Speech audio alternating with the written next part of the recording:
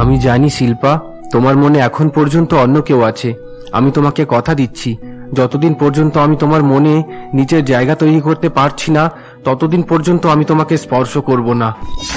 রবি এই বলে বেডরুম থেকে বেরিয়ে পড়ে এবং হলরুমে গিয়ে ঘুমিয়ে পড়ে। আমি রবিকে যতটা খারাপ ছেলে ভাবছিলাম, সে ততটা খারাপ নয়। জানি না এবার আমার ভাগ্যে কি লেখা রয়েছে। শিল্পা এই সমস্ত কথা ভাবতে ভাবতে ঘুমিয়ে পড়ে। পরের দিন সকালে রবি তার বন্ধুদের কাছে যায়। রবির বিয়ে হয়ে যাওয়ার খবর পেয়ে তারা অনেক খুশি ছিল। আরে ভাই রবি, তোকে দেখে অনেক হ্যাপি মনে হচ্ছে। ফাইনালি তোর পছন্দের মেয়ের সঙ্গে তোর বিয়ে হয়ে গেল। কেমন লাগছে বল? অনেক ভালো লাগছে, কিন্তু তোরা জানিস, বউ পাওয়ার সঙ্গে সঙ্গে আমি একটা ভালো মাও পেয়েছি। মা কেমন হয় এতদিন পর্যন্ত জানতাম না। ছোটবেলা থেকে অহংকারী বাবার কাছে মানুষ হয়েছি। ভাই, এবার তোর পরিবার হয়ে গেছে, এরপর কি করবি ভেবেছিস? কি আর করব, নিজের পরিবারের জন্য এবার আমাকে টাকা রোজগার করতে হবে। ভাবছি কোনো কাজ করা শুরু করব। কিন্তু রবি, তুই তো কোনো কাজ করতে পারিস না, তাহলে কোন কাজ করবি? আরে হ্যাঁ, আমিও এটার জন্যই চিন্তায় আছি। ছোটবেলা থেকে বাবার টাকায় ফুর্তি করেছি, কোনো কাজ শিখিনি। তাই এবার তোরাই বল, আমি কোন কাজ করব? শোন ভাই, তাপসের বাবার গাড়ির গ্যারেজ আছে, অনেকদিন থেকে গ্যারেজ বন্ধ হয়ে পড়ে আছে। তুই যদি বলিস, আমরা বন্ধুরা মিলে সেই গ্যারেজ চালু করব। তোর সঙ্গে আমরাও ঘুরে ঘুরে অনেক সময় কাটিয়েছি, এবার কাজ করতে হবে। একদম ঠিক বলেছিস পিন্টু, এতদিন পর্যন্ত আমরা গাড়ি ভাঙতাম, এবার গাড়ি সারানোর কাজ করব। এরপর রবি তার বন্ধুদেরকে সঙ্গে নিয়ে একটি বন্ধ হয়ে যাওয়া গ্যারেজ ভাড়া নিয়ে সেখানে কাজ করতে শুরু করে দেয়।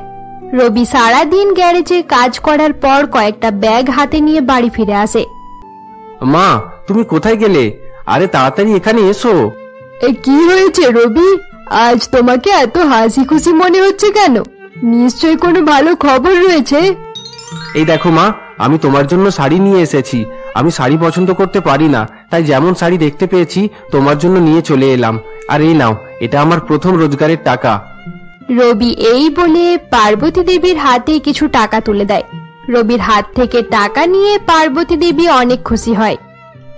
তুমি নিজের প্রথম ইনকাম করার টাকা আমাকে দিয়ে দিচ্ছ? তুমি আমার মা, তাই আমার সব টাকা তোমার। আজ আমি নিজের ছেলেকে আবার ফিরে পেয়েছি। আমি প্রার্থনা করব তুমি যেন নিজের কাজে অনেক উন্নতি করো। মা, তুমি শুধু আমাকে আশীর্বাদ করতে থাকো। তোমার আশীর্বাদ থাকলে আমি সবকিছু করতে পারবো। পার্বতী দেবী এবং রবি যখন নিজেদের মধ্যে কথা বলছিল, এমন সময় শিল্পা দূরের একটি চেয়ারে বসে তাদেরকে দেখছিল। অপরদিকে সুরেশ বাবু যখন নিজের অফিসে বসেছিল, এমন সময় কলকাতা থেকে নীলিমা তার কাছে আসে। কেমন আছেন সুরেশ বাবু? সুরেশ হঠাৎ নীলিমাকে দেখার সঙ্গে সঙ্গেই অবাক হয়ে যায়, কিন্তু সে নিজেকে সামলে নিয়ে নীলিমাকে বসার জন্য বলে। আরে নীলিমা বৌদি, আপনি এখানে? বসুন বসুন। এরপর নীলিমা তার সামনের চেয়ারে গিয়ে বসে পড়ে। একটু কাজের জন্য এখানে এসেছিলাম, ভাবলাম আপনার সঙ্গে দেখা করে নি। আপনি আমাদের পরিবারের পুরানো ব্যবসায়ী বন্ধু বলে কথা, আপনাকে এত সহজে ভুলে গেলে চলবে না। এত সামান্য কথার জন্য ধন্যবাদ জানাতে হবে না। বলুন, আমি আপনার জন্য কি করতে পারি? সুরেশ বাবু, মনে হচ্ছে এবার আমাকে সুপ্রিম কোর্ট পর্যন্ত যেতে হবে। কেন, কি হয়েছে? পার্বতী দেবী যে দলিলে অর্ধেক সম্পত্তি আমার ছেলের নামে করেছিল, হাইকোর্ট সেই দলিল অস্বীকার করে দিয়েছে। আমার ছেলে আর বেঁচে নেই। তাছাড়া পরিবারের সকলেই শেষ হয়ে গেছে, একমাত্র আমিই বেঁচে রয়েছি। জানি না হাইকোর্ট সম্পত্তিগুলো আমার নামে করছে না কেন। আসলে নীলিমা ম্যাডাম, আমাদের আদালত প্রমাণ ছাড়া কিছুই শোনে না। সত্যি কথা এটাই যে এখন পর্যন্ত পার্বতী দেবী, তার বৌমা এবং বিক্রমের ডেড বডি পাওয়া যায়নি। তাদের ডেড বডি যতদিন পর্যন্ত পাওয়া যাবে না, ততদিন পর্যন্ত আদালত তাদেরকে মৃত বলে মনে করবে না। তার মানে আপনি বলতে চাইছেন আমি তিনজনের ডেড বডি খুঁজে নিয়ে আদালতে যাব? আরে সুরেশ বাবু, এতদিন পর্যন্ত তাদের মৃতদেহ পশু পাখিতে খেয়ে ফেলেছে। হয়তো আপনি ঠিক বলছেন, কিন্তু আদালত প্রমাণ ছাড়া আপনার কোনো কথাই শুনবে না। আমি মানছি যে আমার কাছে কোনো প্রমাণ নেই যে তারা মারা গেছে, কিন্তু আদালতের কাছে কি প্রমাণ আছে যে তারা এখনো বেঁচে রয়েছে? আপনি ঠিক কথা বলছেন নীলিমা ম্যাডাম, আদালতের কাছে প্রমাণ আছে। এসব আপনি কি বলছেন সুরেশ বাবু? মরা মানুষ কিভাবে বেঁচে থাকার প্রমাণ দিতে পারে? এই নিন, আপনি একবার এই দলিলপত্র দেখে নিন। পার্বতী দেবী মারা যাওয়ার আগে একটা শেষ দলিল বানিয়েছিল। এটাই সেই দলিল। এই দলিল অনুযায়ী তাদের সমস্ত সম্পত্তি পার্বতী দেবীর বৌমা শিল্পা এবং তার সন্তান পাবে। এই দলিল আমি মানি না, আমি এখনই একে ছিঁড়ে ফেলবো। এটাকে ছিঁড়ে ফেললেও কোনো লাভ হবে না নীলিমা ম্যাডাম, এটা নকল দলিল। আসল কপি আদালতে জমা আছে। 6 মাসের মধ্যে আপনি যদি তাদের মৃত হওয়ার প্রমাণ আদালতে না দেখাতে পারেন তাহলে সমস্ত সম্পত্তি সরকার দখল করে নেবে। সুরেশ বাবুর কথা শুনে নীলিমা প্রচন্ড রেগে যায়। আপনার সঙ্গে কথা বলে আমি কিছুটা বুঝতে পেরেছি সুরেশ বাবু, আপনি অর্ধেক কথা আমাকে বলেই ফেলেছেন। হ্যাঁ, অর্ধেক কথা বলে দিয়েছি, বাকি অর্ধেক কথা আপনি নিজে খোঁজ করে জেনে নিন। নীলিমা এই বলে সুরেশ বাবুর অফিস রুম থেকে বেরিয়ে পড়ে। এরপর নীলিমা একটি গুন্ডাদের দলের কাছে যায় এবং তাদেরকে বেশ কিছু টাকা দেয়। বলুন ম্যাডাম, আমাদেরকে কি করতে হবে? আমি তোমাদেরকে 2টো ছবি দিয়ে যাচ্ছি। দুজন এই শহরেরই কোথাও লুকিয়ে রয়েছে, তোমরা যে কোনো ভাবে এদেরকে খুঁজে বার করবে। ঠিক আছে ম্যাডাম, আপনি একদম চিন্তা করবেন না, তাদের সন্ধান পাওয়ার সঙ্গে সঙ্গে আমরা আপনাকে জানিয়ে দেব। নীলিমা এই বলে গুন্ডাদেরকে টাকা দিয়ে সেখান থেকে চলে যায়। এরপর সেদিন রাতের বেলা পুরানো জামা কাপড় পরা এক ছেলে পথের উপর থেকে হাঁটছিল। তার গোঁফদাড়ি অনেক বড় বড় হয়ে গিয়েছিল। দেখে মনে হচ্ছিল তার ঘর বাড়ি কিছুই নেই। এত বড় শহরে মাকে কোথায় খুঁজবো? কোমা থেকে বেরোতে অনেক সময় লেগে গেল। ওই নীলিমা মা এবং শিল্পার কোনো ক্ষতি করে দেয়নি তো? নীলিমা অনেক খারাপ মহিলা, টাকার জন্য সে খুন পর্যন্ত করতে পারে। কি রে ছেলেটা, তোর কাছে যা যা আছে তাড়াতাড়ি বার কর, না হলে তোর জন্য ভালো হবে না। দাদা, তোমাদের কিছু ভুল হচ্ছে, আমার কাছে কিছু নেই, আমি নিজেই অসহায়। এত সহজে তোকে ছাড়বো না। তুই যখন অসহায় তাহলে আমরা তোকে মেরে তোর কিডনি বিক্রি করব। চোর এই বলে ছেলেটিকে প্রচন্ড মারধর করতে শুরু করে। কয়েকটা চোর মিলে তাকে মারছিল। এমন সময় রবি গাড়ি নিয়ে সেখানে চলে আসে এবং গাড়ি থেকে বেরিয়ে চোরদেরকে মেরে মেরে সেখান থেকে তাড়িয়ে দেয়। আরে, তোমার অনেক আঘাত লেগেছে, চলো তোমাকে নিয়ে হাসপাতালে যেতে হবে। আমাকে বাঁচাতে গিয়ে তোমাকেও আঘাত লেগেছে। সত্যি আজকালকার সময়ে এরকম মানুষ পাওয়া অনেক মুশকিল, যে নিজের প্রাণের ঝুঁকি নিয়ে অন্যের প্রাণ বাঁচায়। ছেলেটি এই সমস্ত কথা বলতে বলতে অজ্ঞান হয়ে যায়। এরপর রবি তাকে নিয়ে হসপিটালে ভর্তি করে দেয়। ডাক্তারবাবু, ভালোভাবে এই লোকটার খেয়াল রাখবেন, কয়েকজন চোর তাকে খুব মারধর করছিল। ভয়ের কোনো কারণ নেই রবি, শক পাওয়ার কারণে পেশেন্ট এখন অজ্ঞান আছে। কাল সকাল পর্যন্ত জ্ঞান ফিরে আসবে। ঠিক আছে, তাহলে আমি সকালবেলায় আসবো। আচ্ছা রবি, লোকটার সঙ্গে আপনার কি সম্পর্ক? আমার কোনো সম্পর্ক নেই ডাক্তারবাবু, মানুষের সাহায্য করতে হয় তাই করলাম। আচ্ছা ঠিক আছে, এবার আমি যাই, কোনো রকমের প্রবলেম হলে আমাকে খবর দেবেন। এরপর রবি বাড়ি ফিরে যায়। বাড়ি ফিরতে ফিরতে রাত 1টা বেজে যায়। রবি গিয়ে দেখে শিল্পা বাগানের একটি চেয়ারে বসে তার জন্য অপেক্ষা করছে। আরে শিল্পা, তুমি এখানে বসে কি করছো? তোমার আসতে এত দেরি হলো কেন রবি? তুমি জানো আমি অনেকক্ষণ থেকে তোমার জন্য অপেক্ষা করছিলাম। এবার বলো, এতক্ষণ তুমি কোথায় ছিলে? আসলে ব্যাপার কি হয়েছে, আমি বাড়ির দিকেই আসছিলাম, তারপর রাস্তায় দেখলাম কয়েকজন চোর এক লোককে খুব মারধর করছে। তারপর আমি গাড়ি থেকে নেমে চোরদের সঙ্গে লড়াই করলাম। তারপর লোকটিকে হাসপাতালে অ্যাডমিট করার পর বাড়ি ফিরে এসেছি। অন্য মানুষের সাহায্য করার জন্য নিজের জীবন বিপদে ফেলা কবে থেকে শুরু করলে রবি? অন্য মানুষের সাহায্য এটা ভেবে করি, হয়তো তাদের মধ্যে থেকে কেউ নিজের পরিচিত মানুষ থাকতে পারে। লোকটা হসপিটালে অজ্ঞান অবস্থায় পড়ে রয়েছে। তাদের বাড়ির লোক এই ব্যাপারে কিছুই জানে না। বেচারা লোকটা অনেক অসহায়।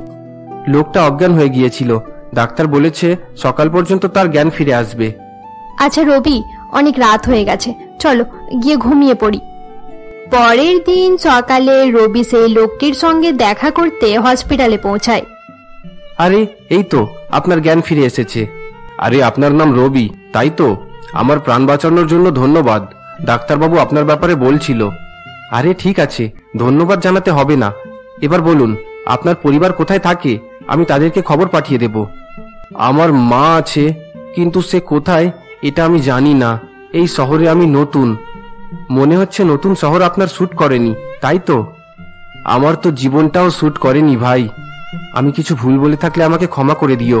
আমি আপনাকে কষ্ট দেওয়ার জন্য জিজ্ঞাসা করিনি। আরে না না, আমি আপনার কথায় কষ্ট পাইনি। আপনি আমার জীবন বাঁচিয়েছেন, তাছাড়া মরে গেলেও আমার বিশেষ কোনো দুঃখ হবে না। জানি না আমি বেঁচে গেলাম কেন। নিশ্চয়ই আপনি কোনো বিশেষ কাজ করার জন্য জীবন পেয়েছেন, আমার তো এটাই মনে হয়। ঠিক আছে, সেটাও দেখা যাবে। বন্ধু, আমাকে তুমি বলে ডাকলে বেশি খুশি হব। ঠিক আছে ভাই, তুমি এবার বিশ্রাম করো। ডাক্তার বলেছে কাল পর্যন্ত তোমাকে রেস্ট করতে হবে। কাল আমি আবার এসে তোমার সঙ্গে দেখা করব। রবি এই বলে বাড়ি ফিরে যায়। বাড়ি যাওয়ার পথে রবি শিল্পার জন্য একটি ফুল নিয়ে যায়। ডার্লিং, এই নাও, আমি তোমার জন্য ফুল নিয়ে এসেছি। Thank you. আজ আমার জন্য ফুল নিয়ে এসেছো কেন? ম্যাডাম, কাল তোমার জন্মদিন, তাই তোমার কাছে একটা পারমিশন নেবার জন্য এই ফুল দেওয়া হচ্ছে। আসলে আমি তোমার জন্মদিন অনেক বড় করে সেলিব্রেট করতে চাই। আর আমি যদি পারমিশন না দিই তাহলে কি করবে? আমি জানি তুমি আমাকে অনেক ভালোবাসো, তাই আমাকে বারণ করবে না। তুমি একদম ঠিক বলেছো রবি, আমি তোমাকে অনেক ভালোবাসি। তোমার যেটা ঠিক মনে হয় তুমি সেটাই করো। আচ্ছা শোনো না, আমার নতুন বন্ধুকেও পার্টিতে ডেকে নেব। বেচারা সব সময় দুঃখের কথা বলতে থাকে, মনে হয় জীবনে অনেক কষ্ট পেয়েছে। আচ্ছা ঠিক আছে, তোমার বন্ধুকেও ডেকে নেবে। আমিও তোমার সেই বন্ধুকে দেখতে চাই। আচ্ছা রবি, তোমাকে একটা কথা বলার ছিল। হ্যাঁ বলো না, কি কথা? আজকাল মা অনেক দুঃখী থাকে, সব সময় কিছু না কিছু চিন্তা করতেই থাকে। তুমি একবার মায়ের সঙ্গে কথা বলে দেখো না। তুমি চিন্তা করো না শিল্পা, আমার বন্ধু এখানে এলে মায়ের মনটাও ভালো হয়ে যাবে। মা আরো একটা ছেলে পেয়ে যাবে। এরপর সেদিন রাতের বেলা খাওয়া দাওয়া করে সকলে ঘুমিয়ে পড়ে। পরের দিন সকালে রবি কিছু খাবার হাতে নিয়ে হসপিটালে পৌঁছায়। আরে এসো রবি, ডাক্তার বলে দিয়েছে এবার আমি যেতে পারি, আমি সুস্থ হয়ে গেছি। আরে এত তাড়া কিসের বন্ধু? আজ আমার বউয়ের জন্মদিন, তার জন্য সন্ধ্যাবেলায় একটা পার্টি রেখেছি। তোমাকে অবশ্যই সেই পার্টিতে যেতে হবে। আরে আমি কিভাবে যাব? তাছাড়া গোফদাড়ি এত বড় বড় হয়ে আছে, এই অবস্থায় কারোর বাড়ি যাওয়া ঠিক হবে না। তুমি আমাকে হাসালে বন্ধু, নাপিতের কাছে গিয়ে গোফদাড়ি কাটিয়ে নাও। আমি যেন তোমাকে সন্ধ্যাবেলার পার্টিতে দেখতে পাই, না হলে আমার খুব খারাপ লাগবে। এই নাও, আমার অ্যাড্রেসটা তোমাকে দিয়ে গেলাম। রবি এই বলে হসপিটাল থেকে বাড়ি ফিরে আসে। এরপর লোকটি সেলুনে গিয়ে গোফদাড়ি কাটিয়ে নেয় এবং সন্ধ্যাবেলায় পার্টিতে আসার জন্য তৈরি হয়ে নেয়। সন্ধ্যাবেলায় রবি, শিল্পা এবং পার্বতী যখন পার্টিতে ব্যস্ত ছিল, এমন সময় সেই লোকটি পার্টিতে আসে। তাকে দেখার সঙ্গে সঙ্গে শিল্পা এবং পার্বতী দেবী অবাক হয়ে যায়। শিল্পা, এ হলো আমার বন্ধু বিক্রম। বিক্রম, তোমাকে বলেছিলাম তো যে আমার ওয়াইফ অনেক সুন্দর দেখতে, তাকে দেখলে তুমি অবাক হয়ে যাবে। এ হলো আমার ওয়াইফ শিল্পা। বিক্রম নিজের চোখের সামনে শিল্পা এবং নিজের মাকে দেখে অবাক হয়ে দাঁড়িয়েছিল।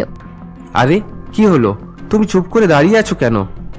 আজ তোমার কথা সত্যি হয়ে যাচ্ছে বন্ধু, সত্যি আমি অবাক হয়ে গেলাম। এরপর পার্বতী দেবী বিক্রমকে নিয়ে একটি ফাঁকা জায়গায় চলে যায়। কেমন আছিস বিক্রম? এতদিন কোথায় ছিলিস? আমরা ভেবেছিলাম তুই আর বেঁচে নেই। মা, এসব কি হয়ে গেল মা? আমার সব আপন পর হয়ে গেল। তোর থেকে আলাদা হওয়ার পর শিল্পা বিধবা হয়ে জীবন কাটাচ্ছিল। সবাই তাকে নানা রকম কুকথা বলছিল। তারপর রবি দেবতার মতো এসে তাকে বিয়ে করলো, আর আমাকে মায়ের সম্মানও দিয়েছে। শিল্পা তাকে বিয়ে করতে চাইছিল না, আমি তাকে জোর করাই সেই বিয়েতে রাজি হয়েছিল। মা, রাজু এবং তার গুন্ডারা আমাকে পাহাড় থেকে ফেলে দিয়েছিল। একটা গ্রামের কিছু লোক আমাকে জল থেকে উদ্ধার করে আমার চিকিৎসা করেছে। আমি অনেকদিন পর্যন্ত কোমাতে ছিলাম। জ্ঞান ফেরার সঙ্গে সঙ্গে আমি তোমাদের খোঁজ করার জন্য কলকাতায় যাই। সেখানে গিয়ে জানতে পারলাম তোমরা নীলিমার ভয়ে কলকাতা ছেড়ে দিয়েছো এবং মুম্বাই শহরে কোথাও আছো। 4 দিন আগে আমি মুম্বাই এসে তোমাদের খোঁজ করতে শুরু করেছি মা। এখন তোমাদের খুঁজে পাওয়ার পর জানতে পারলাম সবকিছু চেঞ্জ হয়ে গেছে। আমি অনেক বড় ভুল করে ফেলেছি বিক্রম। আমি নিজের হাতে সবকিছু খারাপ করে দিয়েছি। নিজেকে সামলানোর চেষ্টা কর বিক্রম। হ্যাঁ মা, ঠিক আছে, চলো এবার পার্টিতে যাই। আমাদের কথা কেউ শুনে নিলে সমস্যা হয়ে যেতে পারে। বিক্রম এবং তার মা পার্টির দিকে চলে যায়। অপরদিকে দেওয়ালের আড়াল থেকে রবি তাদের সমস্ত কথা শুনে ফেলে। তাদের কথা শুনে রবি অবাক হয়ে দাঁড়িয়ে থাকে। কিছু সময় পর জন্মদিনের পার্টি শেষ হয়ে গেলে সকল অতিথি নিজ নিজ বাড়ি ফিরে যায়। রবি সকলকে ছাড়ার জন্য বাড়ির বাইরে পর্যন্ত চলে যায়। এরপর বিক্রম শিল্পার কাছে আসে। পার্বতী দেবীও সেখানেই দাঁড়িয়েছিল। কেমন আছো শিল্পা? আজ আমরা কত পর হয়ে গেছি, তাই না বিক্রম? হ্যাঁ শিল্পা, ভাগ্য আমাদেরকে অনেক দূরে করে দিয়েছে। এতে কার দোষ বিক্রম? প্রথম থেকে কেউ আমার কোনো কথাই শোনেনি। আমাকে সবাই যা বলেছে আমি সেটাই করেছি। আমার নিজের ইচ্ছার কোনো মর্যাদা দেওয়া হয়নি। তুমি আমার জীবনে অনেক খুশি নিয়ে এসেছিলে, কিন্তু কয়েকদিন পরে নিজের মৃত্যুর খবর দিয়ে চলে গেলে। আমি তোমার অপেক্ষাতেই বেঁচেছিলাম, কিন্তু আমি একজন মহিলা, নিজের ভাগ্য নিজে নির্ধারণ করতে পারি না। আমার ভাগ্যটাও কত খারাপ, আমি মরেও মরতে পারলাম না। বিক্রম, তুমি যখন ফিরে এসেছো তাহলে এর বিচার করে দাও। আমি কি করব কিছুই বুঝে উঠতে পারছি না। যা হয়ে গেছে সেগুলো আমি চেঞ্জ করতে পারবো না শিল্পা। তুমি রবির সঙ্গে সুখে থেকো, আমি মাকে নিয়ে এখান থেকে চলে যাব। হ্যাঁ বাবা বিক্রম, এটাই ঠিক হবে। চল আমরা এখান থেকে চলে যাই।